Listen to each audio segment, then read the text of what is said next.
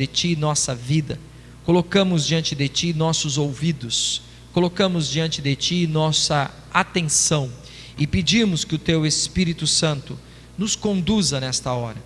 Senhor, precisamos da força, da orientação, do ensinamento que vem do alto.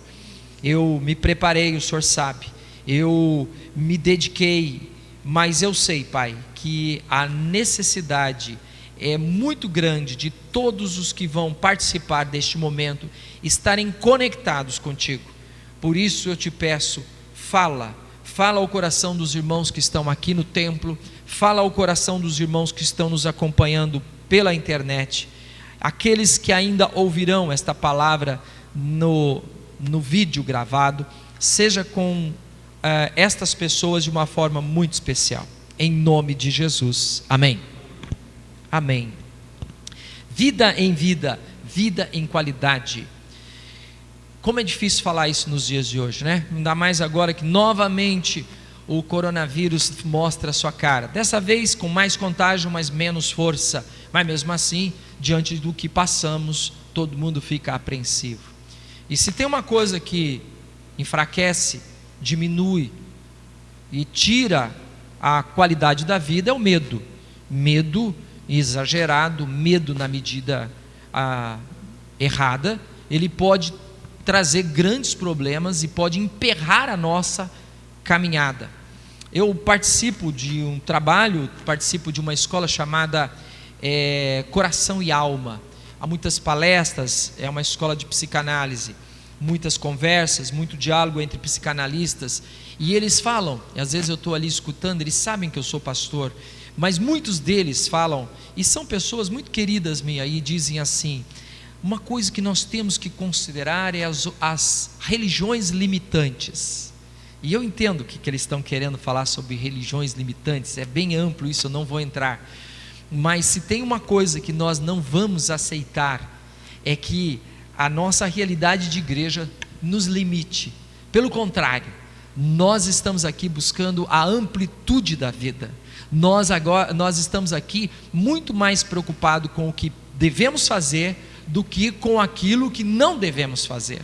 Porque até então, o que devemos fazer sem medo, o que devemos fazer na presença de Deus, o que devemos fazer na orientação do Senhor, na obediência de Deus, em fé, vai tomando conta do nosso coração, vai fazendo a gente viver tanto, que aquilo que não devemos fazer, quase que automaticamente vai sendo eliminado. Se eu sou honesto, eu não vou ser desonesto. Se eu sou bondoso, eu não vou ser cruel. Se eu sou amoroso, eu não vou me desdenhar das pessoas. Ou seja, se eu me preocupar em fazer a vontade de Deus, eu não vou estar sendo limitado, mas eu vou estar sendo ampliado. Eu vou ganhar amplitude na minha vida. Abraão é um homem de vida ampliada. Ele é um homem que vive bastante, tem uma longevidade. Ele é um homem que tem muitas riquezas, mas mais importante do que a longevidade e a riqueza de Abraão, porque isso foram ferramentas que Deus usou para o maior propósito, Abraão é um ícone, é uma referência no nascedouro da fé cristã. Ele é o pai da fé e é o pai de uma nação, Israel, na qual nasceu Jesus Cristo, que vem ser o nosso Senhor e Salvador. Abraão tem na sua vida, no seu comportamento, na sua obediência, no seu caminhar, toda uma participação de Deus, e ele vive isso pela fé. E é justamente isso que eu gostaria de convidar você a pensar hoje. Você vive pela fé? Ou você vive pelo dinheiro? Você vive pelo prazer? Você vive pelo poder? Ou você vive pela fé? Viver pela fé é a marca daqueles que vivem em Cristo Jesus. Paulo em Romanos capítulo 1 verso 17, ele estabeleceu ali, se apropriando do profeta, se eu não me engano Joel, que ele diz: o justo viverá pela fé. Nós que fomos justificados em Cristo, nós que fomos alcançados pela justiça de Deus, nós caminhamos pela fé. Caminhar pela fé é muito mais do que crer em Jesus Cristo.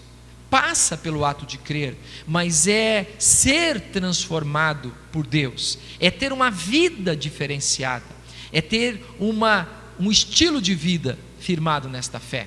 A nossa fé precisa estar dando para nós, deixa eu mudar essa frase, a fé, ela se transforma em algo que traz qualidade de vida, vida plena, e é isso que viveu Abraão. Lá em Hebreus, o autor da carta aos Hebreus diz que Abraão viveu pela fé. Jesus discute essa questão lá no Evangelho de João, dizendo que o pai da fé é Abraão. Então, nós queremos olhar para Abraão como um homem de fé e que tem uma vida plena.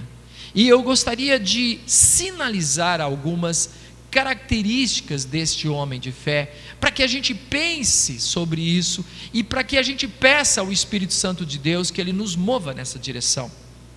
Eu estava ouvindo uma discussão sobre depressão, e a depressão no Brasil é altíssima no que diz respeito ao percentual de pessoas com essa doença.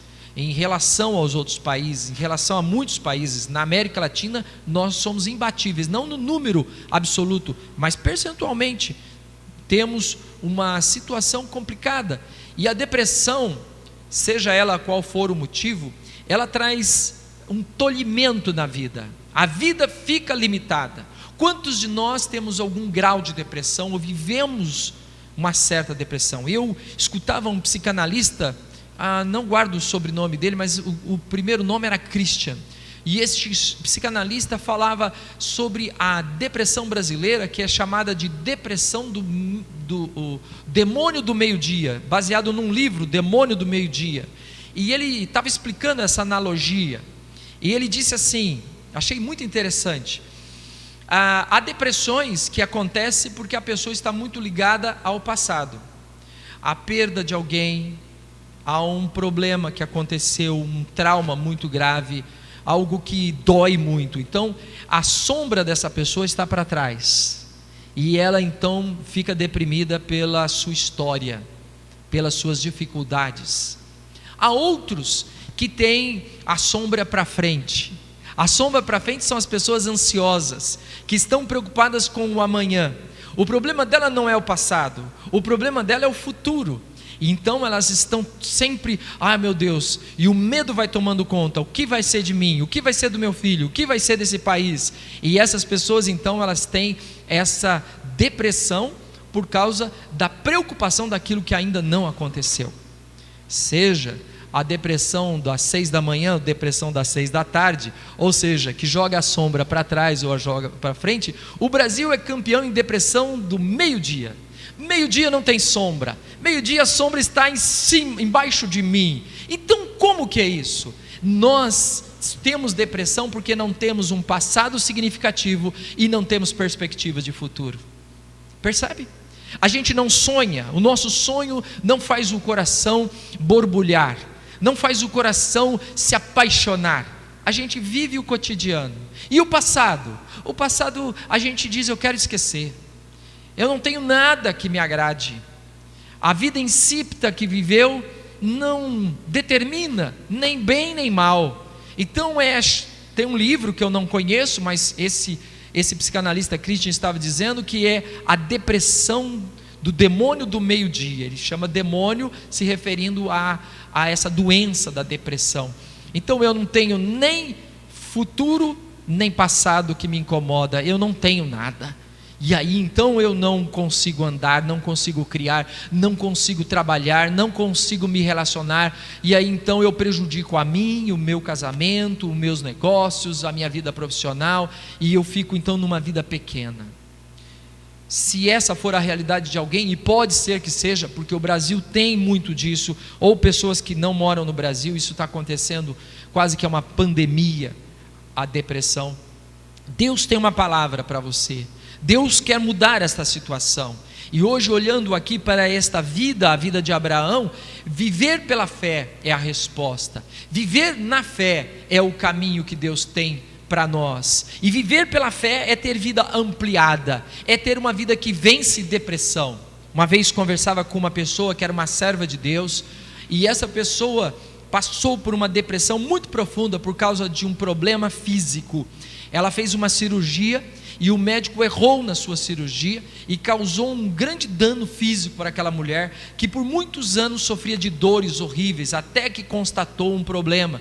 Ele deu um ponto errado na bexiga daquela mulher, e isso tinha causado um grande estrago para aquela vida, e isso foi descoberto muito tempo depois. Quando corrigiu o problema, tudo se resolveu, graças a Deus. Contudo, aquela mulher ficou deprimida, e então nós conversávamos sobre depressão na escola dominical. Ela levantou e disse assim, e eu fiquei muito satisfeito com a participação daquela irmã. Ela disse assim: pastor, o cristão pode entrar em depressão. Eu sei porque eu entrei, porque o cristão sabe a saída. Ele sabe a saída, porque a fé em Cristo Jesus nos leva a nos recriar, nos leva a rever a nossa visão, a interpretar a dor, a tristeza, a dificuldade à luz de Cristo. A fé em Cristo Jesus também nos arremete para o futuro, em sonhar com a transformação da vida, em ser usado por Deus, em vivenciar experiências maravilhosas na presença de Cristo, em ser agente de transformação da família, da sociedade. Então a fé em Cristo Jesus resolve um problema da minha sombra do passado, da minha sombra do futuro, e é claro que da minha sombra do meio-dia ela vai resolver também. Vamos para algumas características que tem aqui nesse texto sobre Abraão. A primeira delas é ouvir Deus. Abraão ouviu Deus. Então o Senhor disse a Abraão, verso de número 1, o Senhor falava com Abraão, e Deus hoje tem falado através da sua palavra. Ele fala hoje a cada um de nós através das Sagradas Escrituras e através nas Sagradas Escrituras de Cristo Jesus. Hebreus, no primeiro capítulo de Hebreus, no verso 1, ele diz assim: muitas vezes outrora falava Deus através dos profetas, hoje nos fala em Jesus. Jesus está falando e o Espírito Santo está confirmando isso no nosso coração. Quando você abre a Bíblia, quando você se apresenta diante de Deus no estudo bíblico, quando você medita na palavra na sua casa, agora que você está diante de um momento espiritual que é o sermão, Deus está falando. Ouça a voz de Deus. Hoje pela manhã, na escola dominical, estamos vendo a vida de Pedro. Vamos continuar a vida de Pedro domingo que vem. Nós vimos que tem gente que não está ouvindo a Deus. Tem gente que vai à igreja para ouvir a si mesmo, porque o Deus dessas pessoas se chama ego, eu mesmo. Elas vão para a igreja, mas elas vão somente interessadas nos seus desejos, somente para resolver os seus problemas. Este tipo de cristão não é aquele que vive pela fé, porque ele não escuta Deus, ele escuta a si mesmo. É aquela pessoa que quando vai ler a Bíblia, não lê a Bíblia como um todo, não aceita todas as passagens, seleciona somente aqueles versículos que são versículos que têm promessas para o seu coração. E esse tipo de comportamento infantil, esse tipo de comportamento tacanho, pequeno, ele é o comportamento de quem não ouve a Deus. Porque quando Deus fala, irmãos, pode ser a coisa mais dura, mais pesada, mais difícil que Ele fale conosco, nós ficamos constrangidos e nos sentimos extremamente amados. Quando Deus nos chama a atenção, porque Deus fala palavras de apoio, palavras de amor, orientações, mas também chama a atenção. E quando Deus nos chama a atenção, Ele chama a nossa atenção e nós ficamos gratos, porque é Deus. Quando o diabo age e fala conosco, ele nos envergonha, ele nos intimida, ele nos diminui, ele nos paralisa, porque o diabo, quando ele fala, ele está simplesmente querendo que nós não sejamos produtivos, que nós não tenhamos êxito, que não sejamos vencedores, que não tenhamos esta plena vida que Cristo quer nos dar. Mas quando Deus fala, seja o que Ele falar, Ele faz isso de uma maneira que você vai saber. Você vai saber. Se você tem dificuldade, diga para Deus: Deus, fala comigo de um jeito que eu possa ter certeza de que é a tua voz. Irmãos, eu já fiz isso por várias vezes, porque muitas vezes eu não entendi e não compreendi o que Deus estava falando, e eu insisti E Jesus fala que a gente deve pedir para que Ele possa dar, insistir, bater para que Ele possa abrir, né? Pedir e dar-se-vos-á, bater e abrir-se-vos-á. Ele pede para a gente insistir, e eu então insisti, e que maravilha, quantas experiências tremendas o Senhor nos dá com a sua doce voz. Isso me lembra de um antigo hino que se cantava, sua voz ouvimos nós, avistar os que andam sós. Lembra? Um velho hino. Ele fala da voz maravilhosa do nosso Deus, e ele fala: Abraão ouviu a voz de Deus. Você está ouvindo a voz de Deus? O servo que vive pela fé busca esta audição. Não é uma audição do ouvido nosso aqui terreno, é uma audição que fala ao coração. As pessoas me perguntam sobre o meu chamado, muitos já me perguntaram: como é que foi o teu chamado? Irmãos, eu não conseguia ouvir outra coisa a não ser a voz de Deus. Foram vários meses brigando com Deus, porque ninguém quer ser pastor presbiteriano, porque não é bom financeiramente, porque é difícil emocionalmente, porque existe muitas lutas que um pastor passa. Então eu sou de família evangélica, eu não queria ser pastor presbiteriano. No entanto, a voz de Deus era tão clara, a voz de Deus era tão terna, a voz de Deus era tão intensa, que eu não tinha como fugir.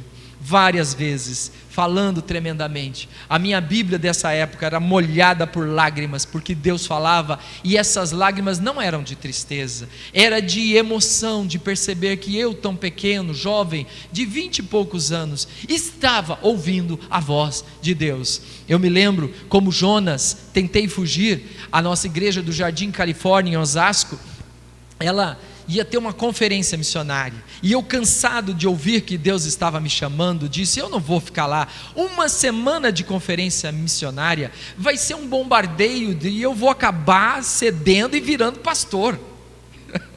Então o meu primo Sérgio, estive com ele agora segunda-feira passada, ele falou: está tendo no JV o final do congresso de 7 de setembro, vamos para lá?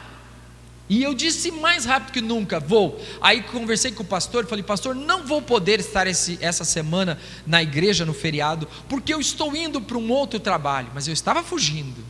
E aí nós fizemos as mochilas e fomos para os Jovens da Verdade. Ao entrar lá no Jovens da Verdade, chegamos super atrasados, mas eu não estava preocupado. Eu só queria curtir, ver as meninas, aquele ambiente de acampamento, cantar louvores, o culto da fogueira. Como isso era bom, não era? Aquele ambiente todo. Eu era solteiro, então eu queria só curtir. E nós chegamos atrasadíssimos no encerramento do acampamento, e estava tendo um culto, e nós entramos meio quietos lá no fundo. O templo lá do JV era recém-inaugurado, o piso era de chão, contrapiso ainda, nem tinha forro, o templo ainda estava em acabamento, mas estava tendo trabalho, e o Jaziel Botelho estava pregando, e ele não pregou, ele só leu a Bíblia. Ele leu uma vez o texto, e foi tão tremendo que eu fui chorando lá na frente e me ajoelhei aos pés de Cristo, dizendo para ele: eu me rendo, eu sirvo ao Senhor, porque a voz do Senhor determinou de forma tremenda e amorosa. Eu dizia para Deus: eu quero te servir, mas pastor não. Eu quero te servir, mas pastor não. E hoje, fazendo 30 anos de ministério, eu digo: louvado seja Deus pela vida ministerial. Quanto aprendizado, quanta bênção, quantos irmãos preciosos edificaram a minha vida, quantas vezes eu pude receber de Deus, através da igreja, bênçãos do Senhor. Porque as pessoas pensam que o pastor só doa. Não, o pastor também recebe muito da presença de Deus. Ouça a voz do Senhor, característica de quem vive pela fé. Segunda questão: obedeça, porque não adianta nada obedecer. E o texto aqui é muito claro, verso de número 4: partiu Abraão como lhe ordenara o Senhor. Tem muita gente que está cansado, entre aspas, de saber a vontade de Deus. Já ouviu, mas continua insistindo na sua vontade, continua insistindo no seu pensamento, continua insistindo no seu comportamento. Não seja filho rebelde, não seja ovelha rebelde. Você vai acabar levando uma cajadada do bom pastor que te ama. Porque se você vai para o caminho errado e não obedece, mas você é ovelha do Senhor, não, é inevitável o desconforto, é inevitável o problema, é inevitável a situação que você vai passar. Quantos que falam esta frase, não veio pelo amor, veio pela dor? Eu não digo para salvação não, eu digo muitas vezes para a obediência da palavra. Quando Jesus prega aquela parábola da semente, eu entendo que aquela semente são todos os valores do reino de Deus. Claro que é a salvação do evangelho, mas ali são tudo que Deus fala, cai na terra do coração, ensinando para nós. E aí, se o teu coração está duro, como uma terra dura, um caminho, nem tem efeito, as aves vêm e comem. Se você é mundano, tem o coração voltado para os prazeres deste mundo, aí então é como a semente que caiu no meio dos espinhos. Ela nasce, mas os prazeres deste mundo, ela fala mais alto e a pessoa não obedece. Aí o outro cai no meio do pedregal, gente com problema, com dores, com problemas, com dificuldade, mas também indignado pela dureza da vida, também não obedece. Mas Jesus Cristo fala de um quarto lugar, que é a terra preparada, a terra fofa, a terra que o Espírito Santo prepara no nosso coração como o agricultor divino, e essa terra cai a semente, a obediência acontece, e essa pessoa, ao obedecer a Deus, ela é frutífera.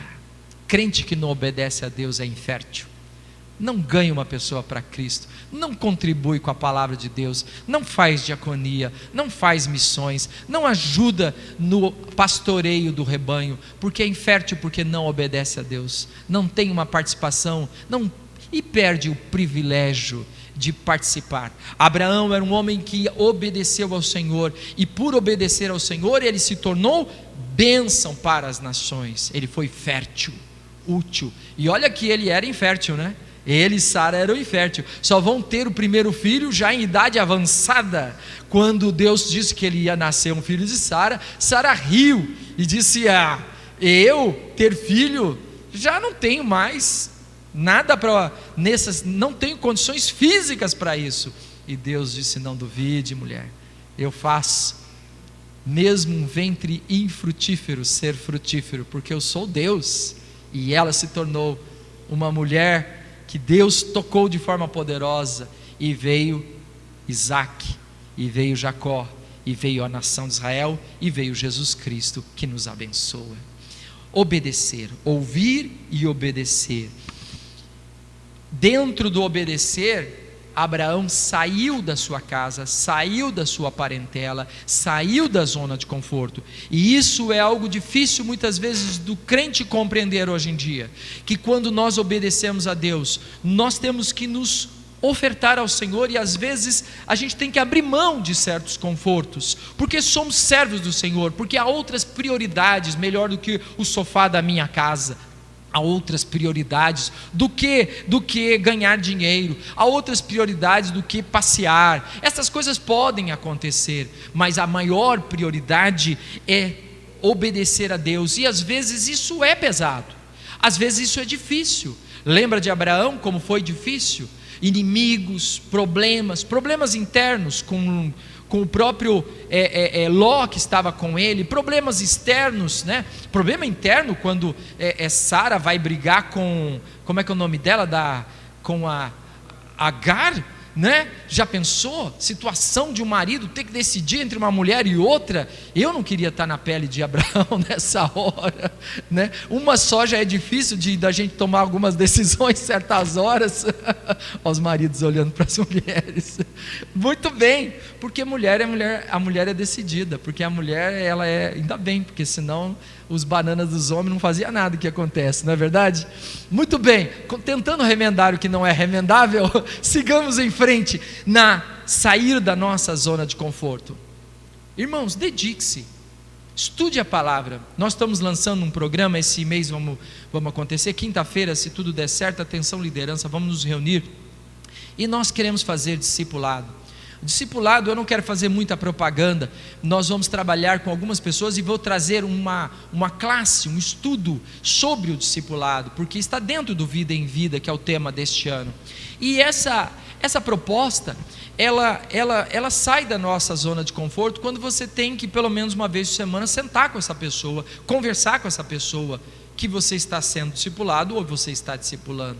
Você tem que questionar a tua vida, avaliar a tua caminhada, para que então ali na interação de duas pessoas o Espírito Santo haja e ali uns aos outros sejam edificados. É necessário que a gente abra a mão. Como é difícil ter uma agenda que você possa abrir uma vez por semana para uma atividade separada. Como é difícil, mas eu quero te dizer que vale a pena. Abraão obedeceu, saiu da sua situação de conforto e se tornou uma bênção para todas as nações. Outra coisa, aquele que vive pela fé, ele ouve, obedece, sai da sua zona de conforto e o que mais? Ele se torna bênção. Crente é bênção, não é o contrário. Quando você entra lá no departamento, o pessoal torce o nariz e diz: ih, lá vem o crente chato, eu não aguento ouvir esse cara. Quando você reúne os parentes, o pessoal te critica e diz assim: para, não aguento você. Abraão era uma bênção, ele gerava vida, ele gerava alegria, ele trazia paz. Abraão foi bênção para todos nós, porque ele foi alguém que ofereceu de si, para que em Jesus Cristo nós tenhamos todas estas coisas. Então nós precisamos ser bênção. Eu tenho me preocupado porque a velhice está batendo na porta. Quer dizer, eu digo para todo mundo que eu estou na infância da minha velhice, né? Fica claro, evidente que os dentes não começam a ficar mais na boca. Você fala: peraí, alguma coisa está se estragando aqui nesse corpo, né? E aí começa a tomar. Quando a tua necessaire, sabe a necessaire, tem mais remédio do que produto de higiene. Olha, isso chama-se velhice, sabia? A minha necessaire já tem lá remedinho para isso, para aquilo, e tem também uma escova de dente, tem também um sabonete. Eu falo, deve estar acontecendo alguma coisa. E eu quero ser um velhinho abençoador, e não um velho chato, ranzinza e problemático.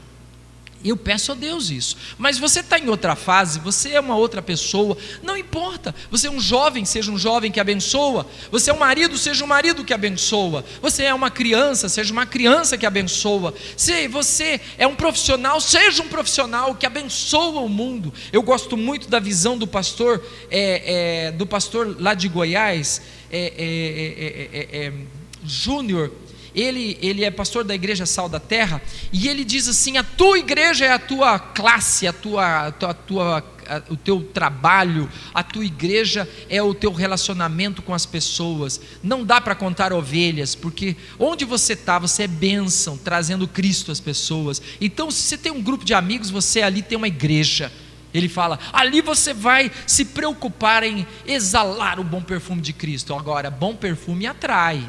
Se as pessoas saem de perto porque acham que o mau cheiro está acontecendo e está vindo de você, presta atenção, porque você não está sendo bênção. Eu sei que esse assunto é controverso e eu sei que esse assunto não está fechado, mas eu não vou fechar. Abraão era uma bênção, e aqueles que andam pela fé deve ser uma bênção. Quem é casado pergunta para a esposa: eu sou uma bênção? Geralmente ela fala. Ou o marido: aí marido, eu não quero te colocar em situação difícil. Se a tua mulher perguntar que você é uma bênção, nem que ela não for, diga que é, pelo menos dessa vez. Depois você vai mostrando para ela que não é bem assim, porque ela pode ser que vai ficar brava com você.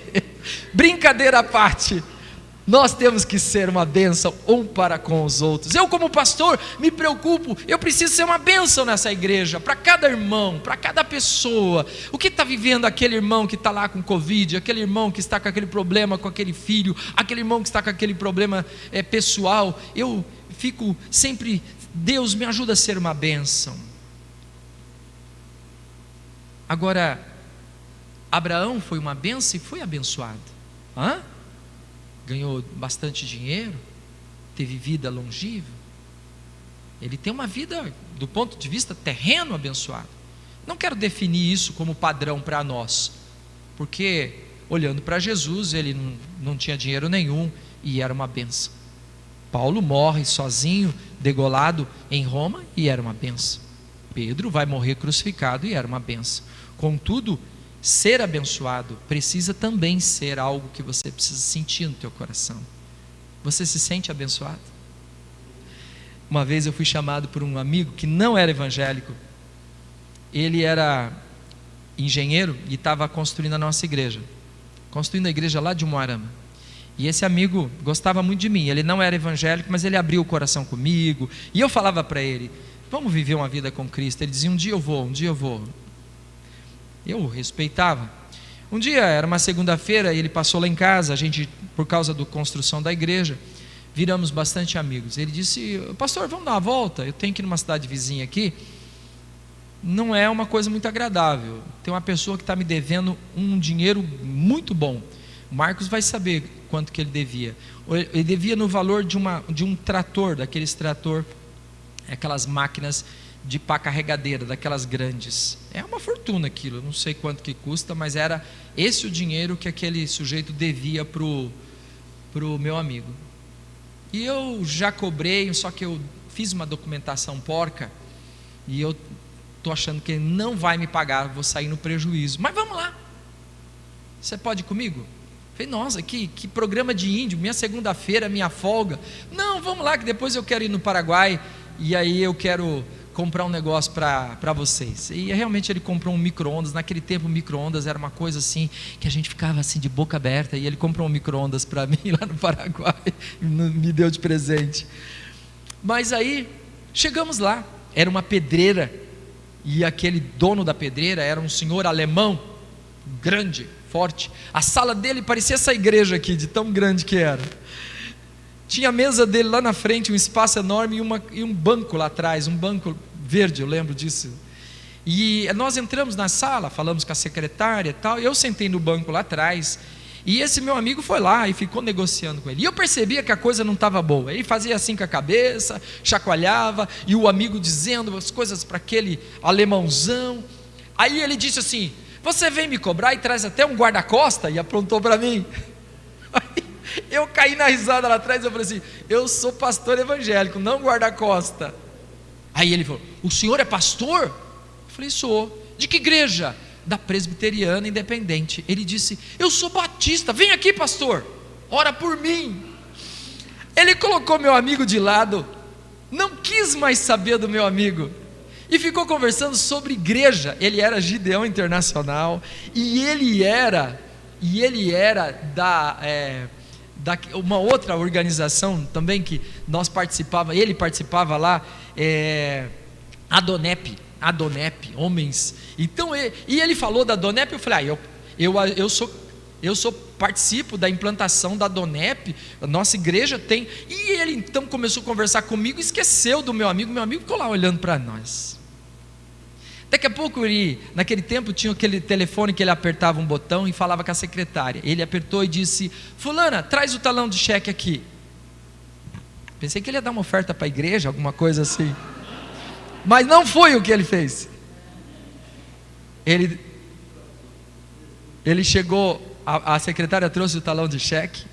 Para quem não sabe, a moçada não sabe, talão de cheque era um objeto antigamente que se usava, que colocava um valor nele, e que esse valor valia dinheiro lá no banco, tá bom?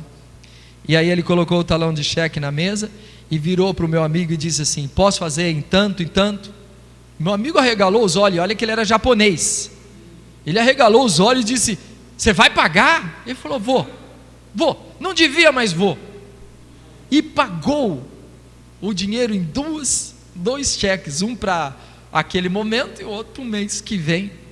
O meu colega saiu lá fora, ele pulava dessa altura, e ele disse assim: eu vou levar você em tudo quanto é lugar. Eu falei: não sou pé de coelho não, eu não sou pé de coelho. Entrega a tua vida para Cristo, colega, que tudo se transforma em bênção. Eu poderia contar um monte de outras experiências, até uma que aconteceu antes de ontem, menorzinha, mas vou deixar. Você é bênção. As pessoas olham para você e dizem: puxa, você é bênção, você é diferente, que pessoa que você é. Abraão ouvia Deus, obedecia a Deus, saiu da sua zona de conforto, abençoava e era bênção. E por último, encerrando, analisando a nossa vida de fé, para a gente ter essa vida plena, que Deus hoje está nos falando, eu quero que você tenha uma vida plena. Por último, Ele nos permite o maior dos privilégios, o maior dos privilégios para um ser humano, um ser que existe no planeta Terra, que está aqui no ambiente do Cronos, no ambiente do tempo. O maior privilégio é participar do grande projeto de Deus, é ser povo de Deus. Você é chamado para ser bênção para a humanidade. Eu via lá o filme da Mulher Maravilha, o último. Eu não tinha visto o filme da Mulher Maravilha, o último. E a Mulher Maravilha tinha um grande amor que morreu na Primeira Guerra Mundial. E nesse último filme da Mulher Maravilha, estou dando spoiler, né? Desculpa aí. Ela revê esse grande amor que morreu. Só que para salvar o mundo, ela tinha que abrir mão do seu grande amor. Então, você pode imaginar o que vai acontecer. Estraguei o filme, que pena. Mas então, até não gostei muito do filme, por sinal, tá, gente? Ela decide em salvar o mundo. Deus nos dá a oportunidade de ser bênção para salvar o mundo. Não é a Mulher Maravilha que vai salvar o mundo, porque ela é uma obra literária, ela é uma ficção, ela é uma fantasia. Quem salva o mundo são os servos de nosso Senhor Jesus Cristo, que vivem dentro do propósito de Deus, da aliança de Deus. E Abraão fez parte da aliança, e agora nós fazemos parte da grande aliança.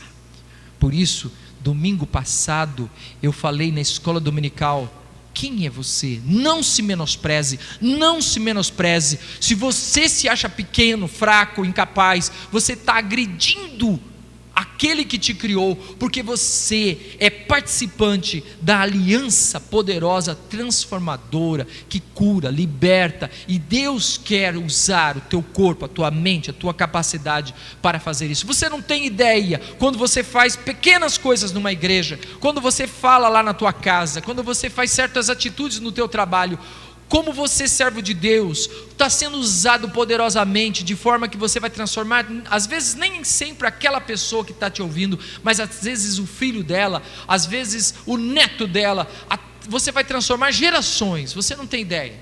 Quando eu mato uma barata, eu não mato uma barata, eu mato uma geração de barata que ia nascer daquela ali. Mato aquela barata e digo: pronto, 1 milhão de barata não vai viver, porque essa daqui que ia reproduzir, acabou. Do outro lado, quando eu sou servo de Deus, quando eu participo da aliança como Abraão, gerações, multidões são abençoadas. Gente por todas as partes, em todas as épocas, que eu nem tenho ideia, são abençoadas. Ah, como nós somos fruto de Eduardo Carlos Pereira, pastor da nossa igreja. Nós somos fruto de Simonton, missionário que implantou a nossa igreja. Nós somos fruto de Lutero, de Calvino, reformadores que fizeram a reforma. Nós somos fruto de Francisco de Assis, que levantou a bandeira da palavra de Deus. Nós somos fruto dos pais da igreja. Nós somos frutos dos missionários, do trabalho da minha avó, do meu avô. E aí você pode pôr gente que fez parte da nossa vida e que foi bênção, porque são pessoas que faziam parte da aliança. Abraão fez parte da aliança. Viver pela fé é fazer parte desse povo seleto, desse povo separado, abençoado por Deus, que se transforma em bênção para todas as nações. A vida espiritual, a vida de fé de Abraão é um exemplo.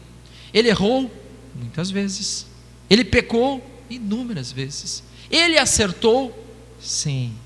E qual foi o maior acerto de Abraão? Viver pela fé.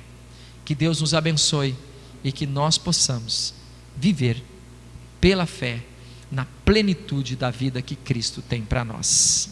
Amém. Vamos orar? Vamos nos colocar diante de Deus. Ó Pai, estamos encerrando este momento